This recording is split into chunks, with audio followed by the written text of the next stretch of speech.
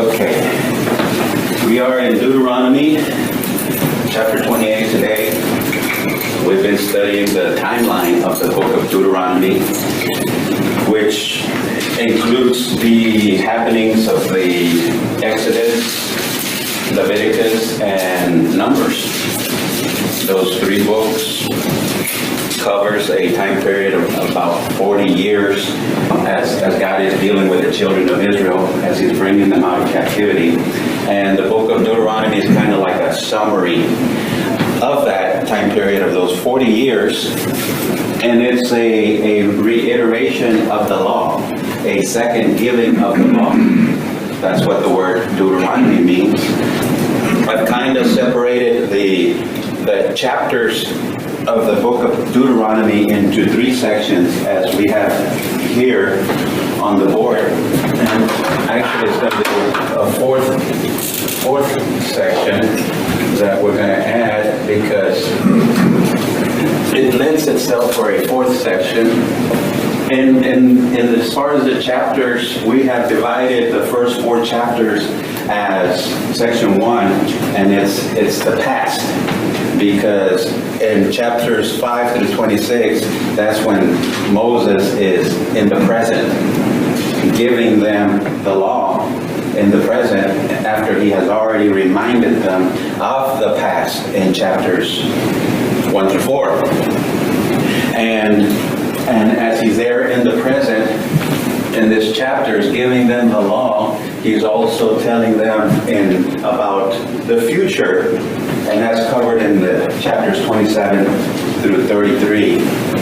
So we have the three sections of the timeline of Deuteronomy, and we have seen how in the past, in the section labeled the past, is how God, by his grace, he liberated the children of Israel out of bondage. It was grace. After some 400 years of God's mercy upon the children or upon the house of Jacob. Okay? Because it all started with the house of Jacob, with 70 people that came from Canaan with Jacob. And God, through his mercy, was there with them for over 400 years of captivity. And God was there providing, protecting, enlarging them, increasing their boundaries, even though they were in captivity, even though they were slaves. God was there through his mercy, preparing them for grace. Grace being a free gift, which God, by liberating them from Egypt, and God tells us that he did it all by himself. He tells them, I did it for me and all by myself. I brought you out of Egypt in eagle's wings. And it's my purpose to make you a holy nation and a kingdom of priests. Okay? So God reveals that to the Israelites now that they are, several million strong, and as God has delivered them by grace. Undeserved merit. It's a free gift of God. He brought them out, and it was all the work of God. Okay? So that's the past as far as the timeline of Deuteronomy is, because Moses is here in the present presenting to them the law again after he reminds them of the past. Okay? So as far as the past, we see that God brought them all out all by himself. He tells them the earth is mine and the fullness therein, and I can do with the earth whatever I want, and I'm going to give this land to you all, children of Israel, because Jacob is my firstborn. Not only that, but I made my promise with their great grandfather Abraham. Okay, so it's God's faithfulness to his word. And not only is the earth his, the earth is his, and he gave it to Adam, and then Adam turned it over to Satan, but the earth is still gods. Okay? Satan was created by God. Okay? So God goes on to reveal that he has given the world, that now Satan controls this world system. God has promised that as an inheritance to Abraham.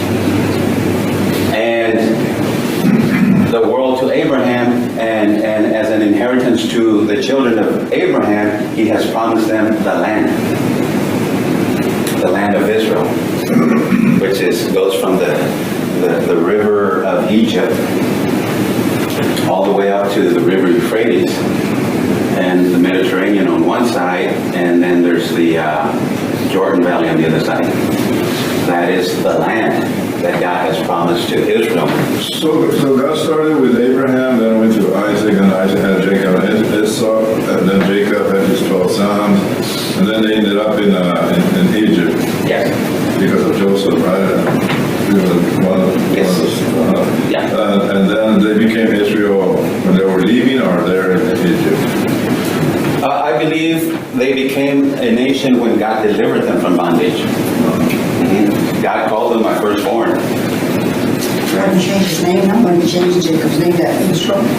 No, he had already done that. Oh. Yeah. He changed Jacob's name to Israel during the lifetime of Jacob. So When they were bred out of Egypt. No. So they were all leaving Egypt when they became God's.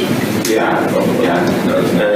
Technically, we can say that when God declared to them, I'm going to make you a holy nation, a kingdom of priests. Okay? But, when he brought them out, they were already declared, free from bondage, a free nation. So he was he gave them time to grow in Egypt, right? Like God knew what he was doing. Well, yeah, he was working with them, and not only specifically with the children of Israel, the house of Jacob, but he was also allowing the people that were in Canaan land to fulfill the iniquity. Okay?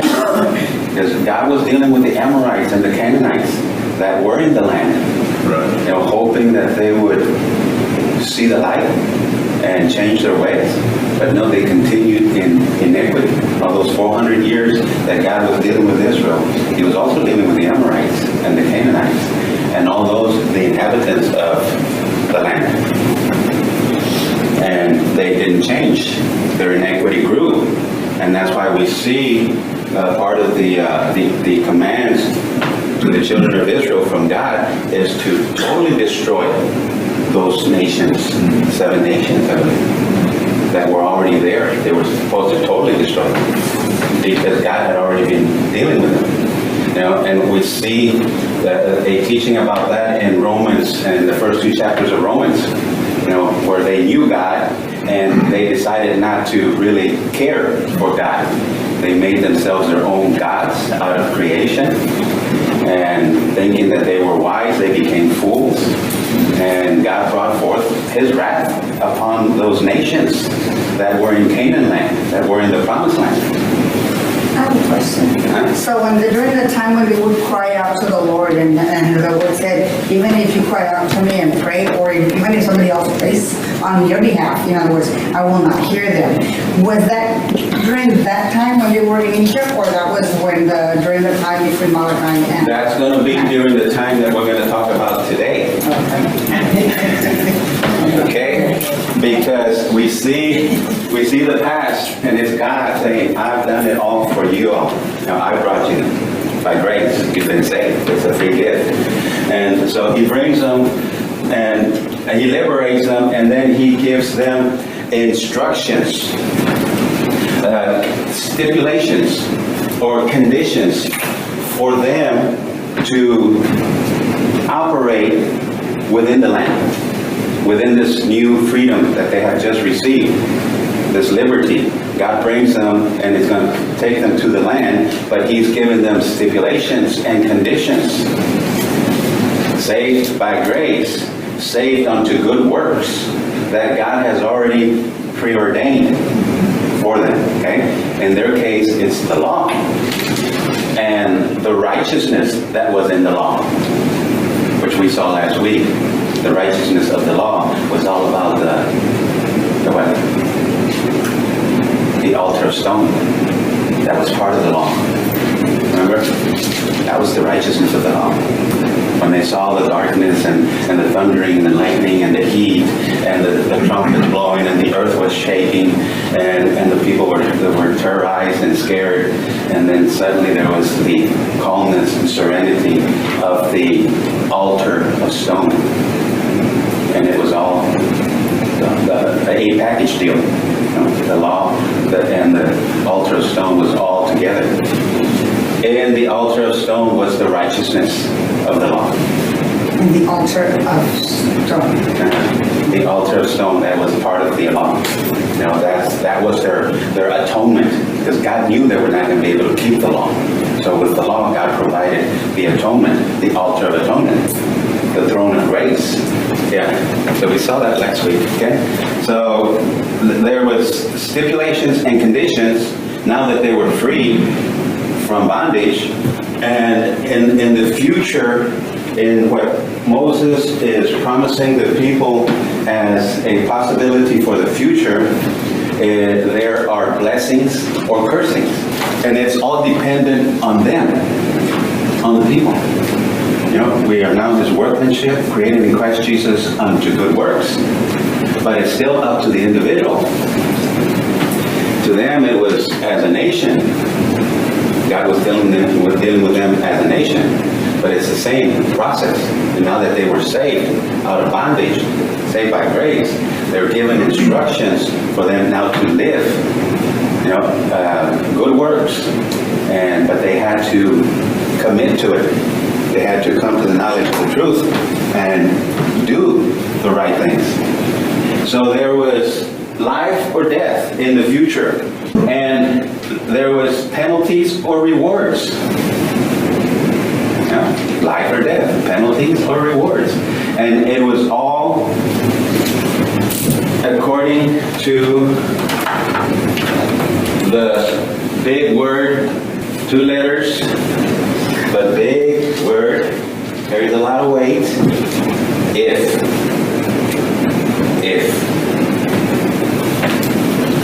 Okay? That brings us to Deuteronomy 28.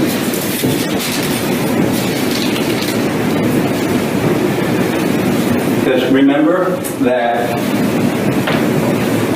the promise, because of God's faithfulness, the promise of the land was unconditional. God had already deeded it to Abraham and to the descendants. But for them to enjoy the land was conditional, just like it is today for us. Salvation is unconditional. By faith, we're saved through God's grace. But if we're going to enjoy life here on earth, we need to come to the knowledge of the truth and apply the truth. So it's the same thing. We have to make the best of it by knowing the truth. We have to make wise choices, better choices, or learn from our not so good choices and not do them again. So it's a process. It's the same thing with them. Or chapter 28, verse 1. And it shall come to pass, if thou shalt hearken diligently unto the voice of the Lord thy God, to observe and to do all His commandments, which I command thee this day, that the Lord thy God will set thee on high above all nations of the earth. Okay? God was going to set them higher than all the nations. Not because they were any special or more special than all the nations, but it was because of God's faithfulness to His word. And that's what He's talking about here. If thou shalt hearken, if you will hear, and hear diligently unto the voice of God. It's about listening, and it's about not only hearing, but listening to the Word of God, what He's actually saying, and to observe and to do all His commandments. Okay, verse 2. And all these blessings shall come on thee and overtake thee, if thou shalt hearken unto the voice of the Lord thy God. Again, hearken, listen. listen to what you're hearing. Obey, right? Hear what you're listening to, or no? You get the point. But as we saw, I think it was last week, yeah, when Moses is coming back down from the Mount Sinai, and God starts to voice the commandments to the people. He starts to proclaim, to announce. So that's how God first gave the commandments. He voiced them. As Moses is coming back down, he's proclaiming his 10 commandments. And then he tells Moses to write them down. Moses, write them down and teach them to the people. And it's not afterwards that God engraves them in the tablets of stone and gives them to Moses. So it was first, you have to listen. Listen to the voice of God. Believe what has been written. For God is the same yesterday, today, and forever. And what he has engraved in stone will not change. So they were to listen. They were to listen. And then in verse 2. Listen means obey, right? Yes, sir. Obey. Yeah. Listen to what you're hearing, which should create obedience. It's kind of like for us the same way today. It is. We see the blessings and we obey because the choices we make bring consequences. Exactly. And so those choices are going to bring fruitful things or God has always worked the same way with as far as salvation is concerned. Yeah. It was law back then. But the operation of salvation is still grace. especially when people say, oh, well, yeah, we're already blessed. Yes, we are.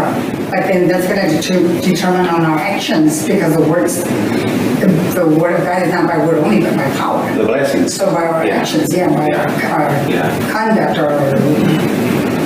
But the Bible, created unto good works. Exactly. the Bible doesn't say anything about if we don't listen, even though we're saved by grace, that if we don't listen, we hinder, Our blessings. we hinder ourselves. Well, we're told repeatedly to walk in the Spirit. Yeah. Hebrews does mention that God corrects his children. Yeah. Because he doesn't have to. He doesn't tell us that directly, but indirectly, when you study it, the entirety of it, you recognize that it all goes back into your decisions in life. And Paul tells Timothy, I think, Timothy, perform what you have learned. There's a lot of people who think that because there's grace, it's a free pass. You can do whatever. That's why he tells us in 5:13 of Galatians, don't use this liberty to benefit the flesh. Well, the free pass is for salvation. Right. Salvation's a done deal. Right. We're already seated in heavenly places. But we're still here on earth, and we still have the sin nature, and we have to control that. And it's going to still bring consequences. Yes. But it's not if we don't listen and we suffer the consequences, it's because we're doing it to ourselves, not because God is doing it to us. Right. Same thing here. That's why God has given them life or death. Blessings or cursings. You choose. How people say, like, I would hear a lot about the Twin Towers. How could the God that we serve allow that? But it's not what God did, it's what men did. So we see, let's continue here.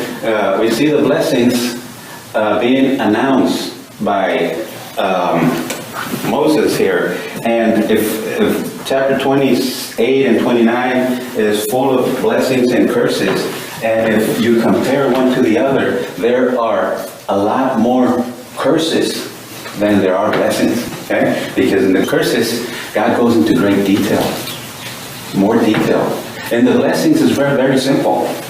The blessings, God has always promised his children, what? Raiment, a cover, food, and protection. So those were like those 613 laws that are under the 10 Commandments that I've heard, no? These are just their 613 laws? This is blessings or curses. I've heard that there's so many positive and so many negative. If you obey the 613 the 10 Commandments with the statutes and judgments and ordinances and feasts and all that, if you obey that, then you will have protection, you would have clothes to wear, you would have food, you would have cover over your head, and God will protect you from your enemies. That's what the blessings included. There was abundance of the blessings, but that's pretty much what the blessings were about. God will give you your clothing, your roof above your head, food, water to nourishment, and protection from your enemies. You see? So those are the blessings, and that's all we need. So what is the 613 that they talk about? Well, I just told you, it's over here in the law. It's what God required of the children That there was so many for them to enjoy the blessings. Okay?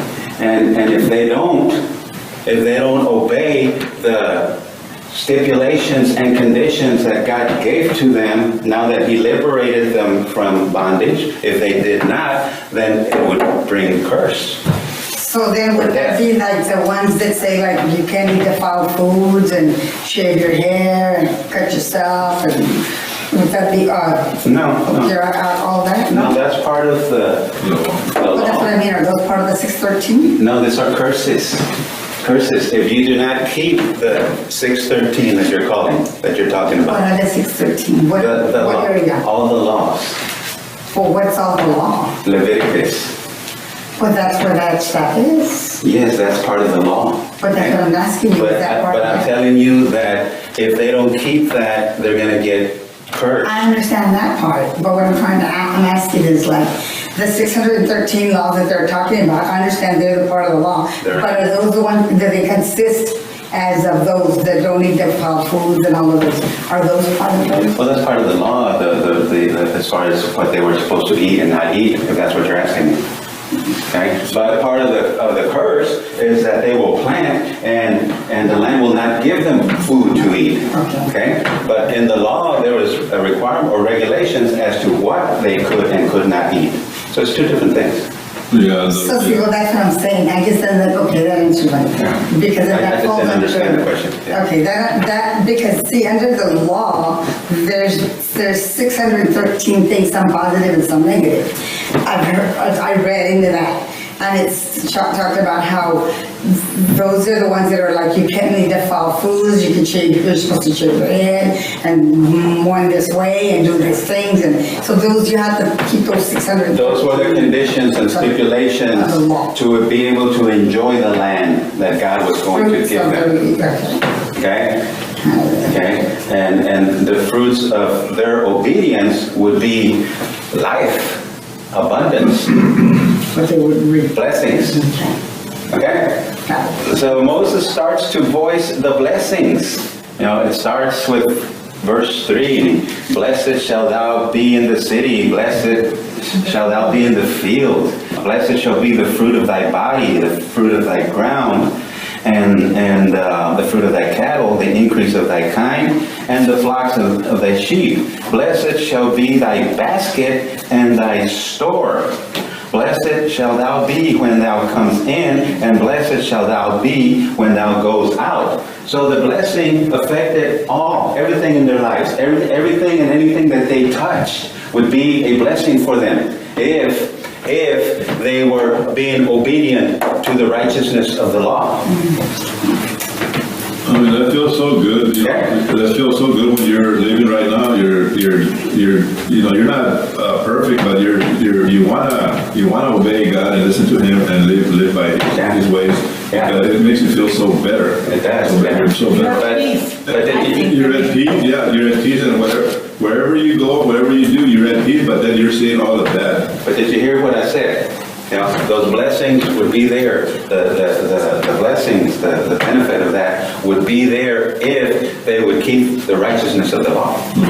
Not if they keep the law. Because we know that man cannot keep the law, and we know that the law never saved anyone. But it's keeping the righteousness of the law. Where if they would break the law, they would have to bring a sacrifice for atonement for their transgression. Okay, so therein was the righteousness of the law. They were made right with God again, temporarily, until the next sin or the next day of atonement. Yeah. So the righteousness of the law was in the earthen altar. So the blessings were there.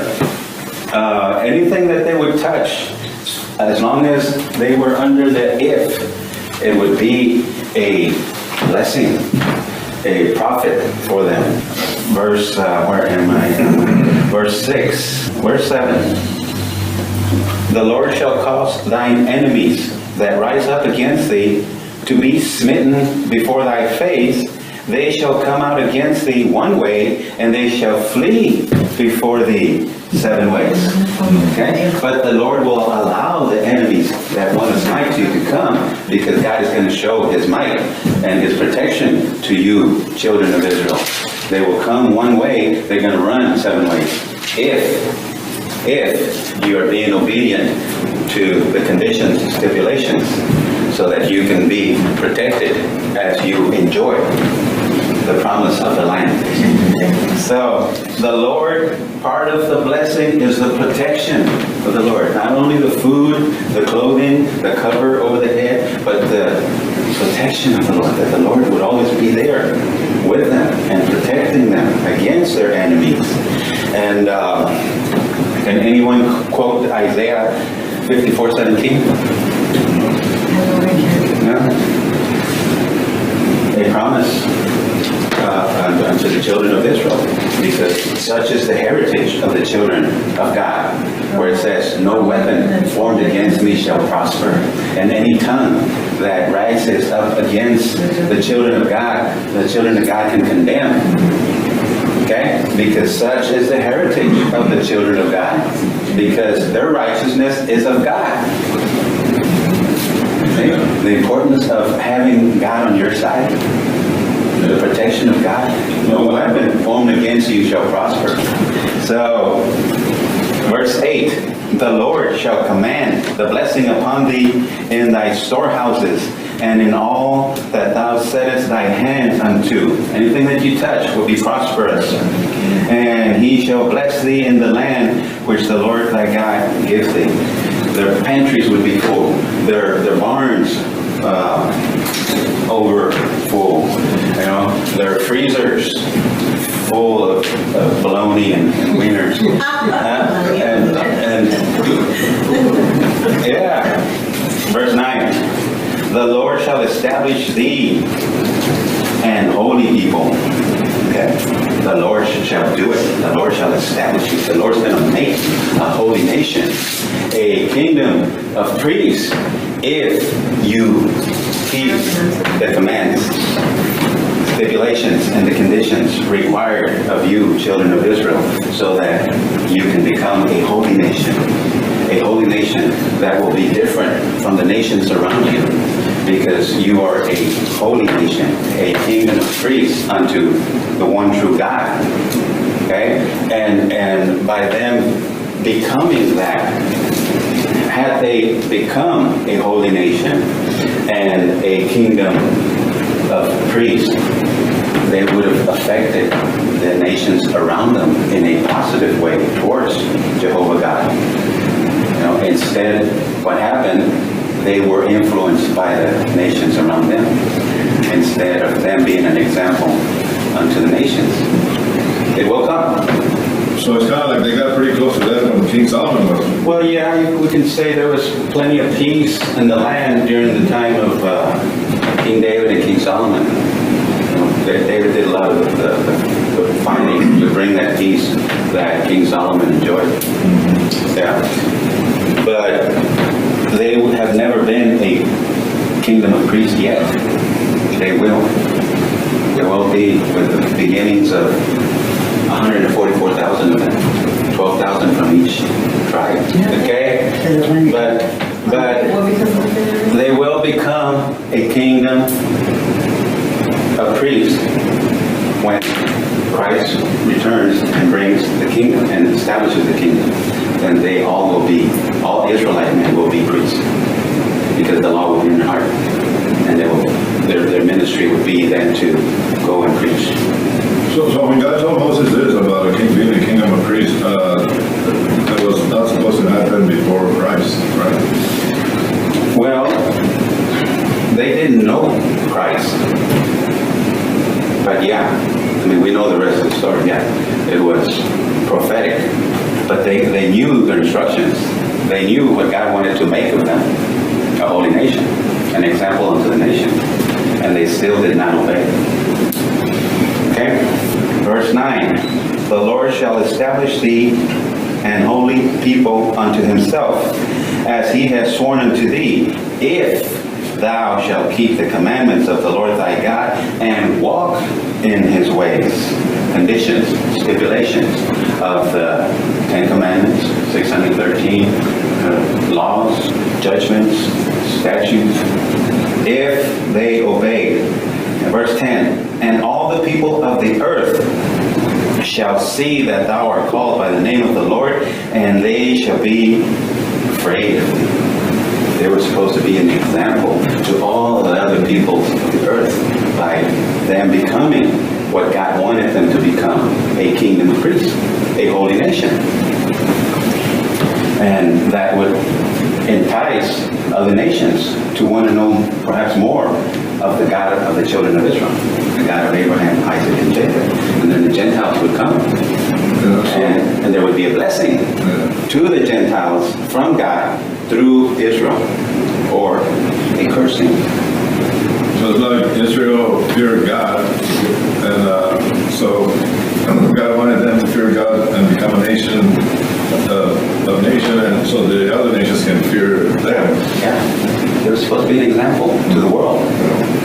Go and preach what I taught you to all the world. And starting here in Jerusalem, Judea, Samaria, unto all four corners of the earth. The final instructions from Jesus to Israel. And the people of the earth shall see that thou art called by the name of the Lord, and they shall be afraid. And the Lord, verse 11, shall make thee plenteous in goods, in the fruits of thy body, in the fruits of thy cattle, in the fruits of the ground, in the land which the Lord sware unto thy father to give thee. And the Lord shall open thee his good treasure, the heaven, to give the rain unto thy land in the season, in his season. Okay? God promised them rains when the rains were needed. The early rains and the latter rains. And they all lined up with their planting and their seed time. And to bless the work of thy hands, that thou shalt lend unto many nations, and thou shalt not borrow. So God would provide the rains if they would obey. And verse 13, and the Lord shall make thee the head and not the tail, and thou shalt be above only, and thou shalt not be beneath, if that thou hearken, if you would hear the voice, and hearken unto the commands of the Lord thy God, which I command thee this day to observe and to do them. And thou shalt not go aside from any of the words which I command thee this day, to the right nor to the left, to go after other gods to serve them. So again, here God's stressing the sin of idolatry. There's only one God, and God will not share his glory with any other gods. You cannot stand any other gods next to God, above him, below him, to his right or to his left. God will not share his glory with any other gods. And if we go to Colossians 3, verse 5, interesting scripture. Colossians 3, verse 5, where Paul is saying, mortify therefore your members which are upon the earth. Members of the body, what entices us to, or what makes us fall, or to partake of the sin nature. He says, mortify therefore your members which are upon the earth, fornication, uncleanness, inordinate affection, evil concupiscence. Remember that word from last week? What does it mean again? Evil inclination, concupiscence, and covetousness. And covetousness, which is what? Idolatry. Covetousness is idolatry. And I think that's where the miss is. It's just because we have grace, we still have to. Yeah. Because it's better for us. Sure. But have you ever considered covetousness as idolatry? Yeah, we have a perfect example of that in Eve, where she liked what she saw, and she wanted it, because there was a possibility of it making her wise. That's something what I did with my car, with my town car. I like You saw, you liked, I want it. and you wanted. That's idolatry. Right back in. Okay? So covetousness is a form of idolatry, because you are relying on your desires, you want, instead of letting God provide. So I thought that was interesting.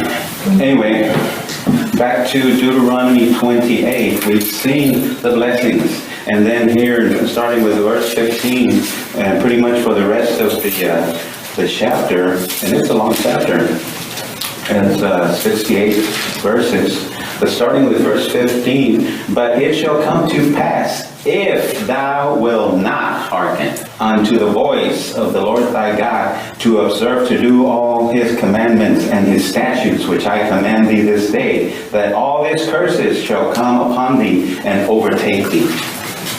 So all the blessings that have just been announced are now turned around, and they will become a curse. So it starts with verse 16. Cursed shall thou be in the city, and cursed shall thou be in the field. Cursed shall be thy basket and thy store. Okay, so everything that was a blessing, now it's turned around. And then some. It goes beyond the blessings.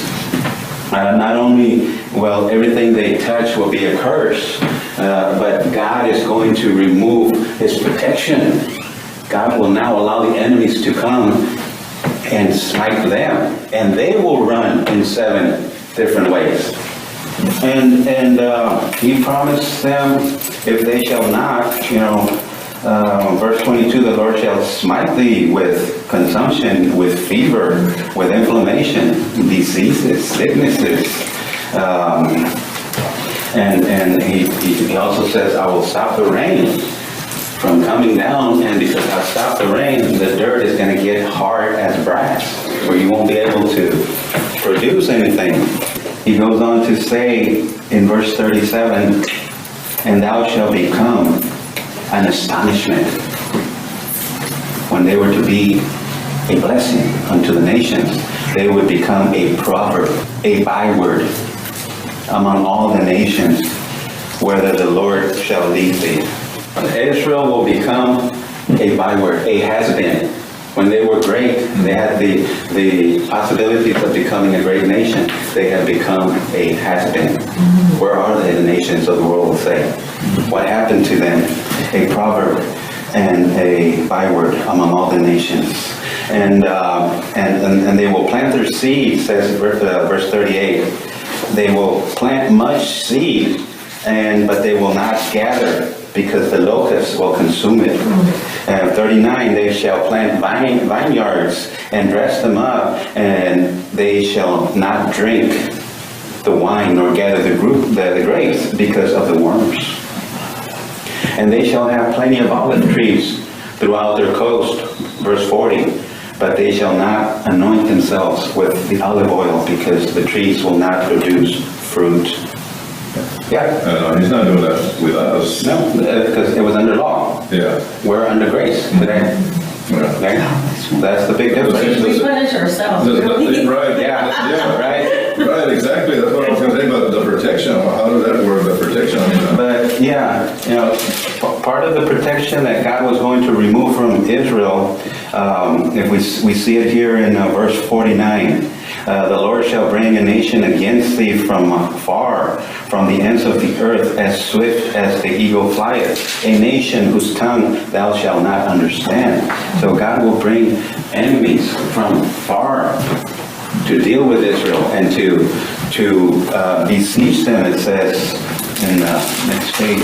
52. And he, that nation, shall besiege thee in all thy gates until thy high and fenced walls come down.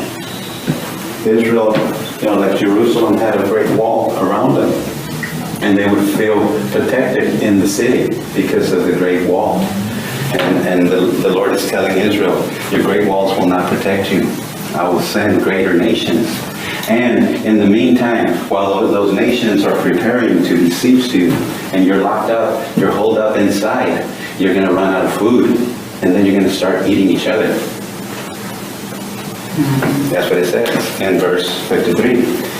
And now, talking about the besiegement in verse 52, and then 53, and thou shalt eat the fruit of thine own body, the flesh of thy sons and of thy daughters, which the Lord God has given thee, in the siege and in the straitness wherewith thine enemies shall distress thee. And this came into fruition in the time of the kings. So it did happen. Here's a prophecy, here's a condition, a curse, which eventually happened. Verse 61. Also, every sickness and every plague which is not written in the book of this law, them will the Lord bring upon thee until thou be destroyed.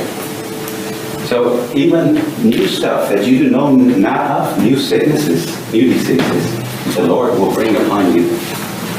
See, the curses went beyond the blessings. The blessings, all we need as far as God is raiment, and clothing, protection, a roof, food, and then his protection against our enemies. But if we go the other way, the curses will multiply themselves. And, if we go to Matthew 25:29, Jesus, speaking to Israel, tells them that even what you don't have will be taken away. Huh? And there was overcome. Even what you don't have will be taken away. What's that? Let's see, Matthew 25, 21 29. or 29? Matthew 25:29. For unto everyone that has shall be given, and he shall have abundance. But from him that has not shall be taken away even that which he hath. Everyone that has not shall be taken away even that which he has. So here we see a blessing and a cursing. To everyone that has shall be given a blessing to those that are obedient. And he shall have abundance. But from him that has not, he that receives but the cursings, even what he has shall be taken. What's that? What have we? If we have nothing else, we have what? Life, breath. Even what we have will be taken away, because even our breath belongs to God. It's from that we told God. Yeah. And that's in the cursing side. Until they perish, until they're totally destroyed. Moses is telling the children of Israel, if they decide to go the way of the curses, there's death. Okay? So I'm running out of time, so we'll take a break and we'll continue.